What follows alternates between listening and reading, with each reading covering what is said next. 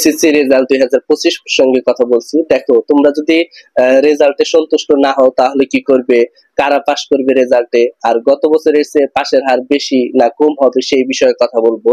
তো দেখো, অনেকেই আমাকে কমেন্ট করেছে এই বিষয়ে, তো তাদের উদ্দেশ্যে কথা বলতেছি। তো মূল টপিকে চলে যাব। যারা এখনো নতুন, অবশ্যই চ্যানেলটি সাবস্ক্রাইব করে পাশে বেল আইকনটি বাজিয়ে দাও, কারণ সামনে সকল আপডেট আমার কাছ থেকে পাবা। তো শুরু করা যায়। দেখো, এসএসসি রেজাল্ট 2025 তোমাদের 10 তারিখে রেজাল্টটা পাবলিশ করা হবে।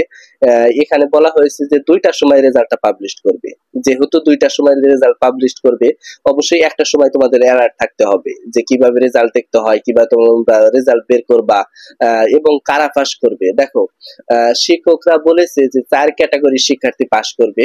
যারা খাতার মধ্যে সুন্দরভাবে লিখেছে, যাদের হাতের লেখা সুন্দর, যারা রোল রেজিস্ট্রেশন নাম্বারে ভুল করে নাই, যারা সেট কোড লিখতে ভুল করে নাই, তারা কিন্তু অবশ্যই পাস করবে।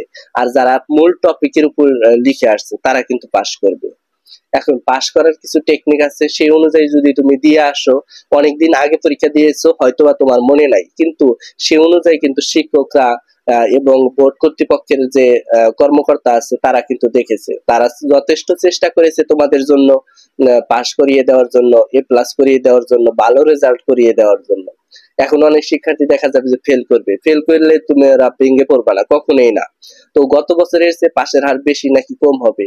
দেখো, শিক্ষা বোর্ড বা যিনি আছে শিক্ষা মন্ত্রণালয়ের যে প্রধান উপদেষ্টা বা শিক্ষা উপদেষ্টা, তিনি বলেছেন খয়রাতি নাম্বার দেব না, কিন্তু তারপরেও কিন্তু 2025 সালের ক্ষেত্রে খয়রাতি নাম্বার দেওয়া হয়েছে। এবং কি অনেক শিক্ষক বলেছে খয়রাতি নাম্বারের কথা যখন বলেছে তার আগে আমরা খয়রাতি নাম্বার দিয়ে দিয়েছি। সেক্ষেত্রে তোমাদের জন্য বড় ধরনের একটা সুসংবাদ। আর এমসিকিউ যে অংশটা, সেটাও কিন্তু খয়রাতি নাম্বার দেওয়া হয়েছে, যদিও বোর্ড কর্তৃপক্ষ তারা প্রকাশ করবে না, তারপরেও আমরা বুঝতে পারি যে খয়রাতি নাম্বার দেওয়া হয়েছে কিনা। খয়রাতি নাম্বার যদি না দিত বা 1 বা 2 নাম্বার বাড়িয়ে না দিত, সেক্ষেত্রে কিন্তু অনেক শিক্ষার্থী ফেল করতো, তারা সন্তোষজনক হইতো না, তারা পাস করতো না।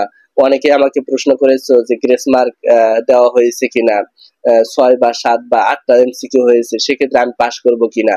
দেখো, এমসিকিউ যদি সর্বনিম্ন হয় তাহলে তোমরা পাস করবে না, আর যদি সর্বোচ্চ পর্যায়ে যায় 1 বা 2টা গ্রেস মার্ক দিলে যদি তুমি পাস করতে পারো, সেক্ষেত্রে কিন্তু তারা অবশ্যই দিয়ে দিবে এবং সে অনুযায়ী তোমরা পাস করতে পারবা। আবার অনেক শিক্ষার্থী দেখা যায় যে সিকিউতে ভালো লিখেছে, এমসিকিউতে একটু খারাপ লিখেছে, সেক্ষেত্রে ওই বোর্ড কর্তৃপক্ষ বিবেচনা করলে করতে পারে, মানে পাস দিবে এমনটা নয়, পাস দিলে দিতেও পারে, না দিলেও দিতে পারে।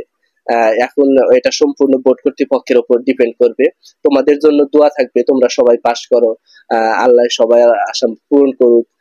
আমি তোমাদের জন্য দোয়া করি। তো এই ছিল আজকের ভিডিওটা, সামনে সকল আপডেট আমার কাছ থেকে পাবা। ধন্যবাদ সবাইকে, আসসালামু আলাইকুম।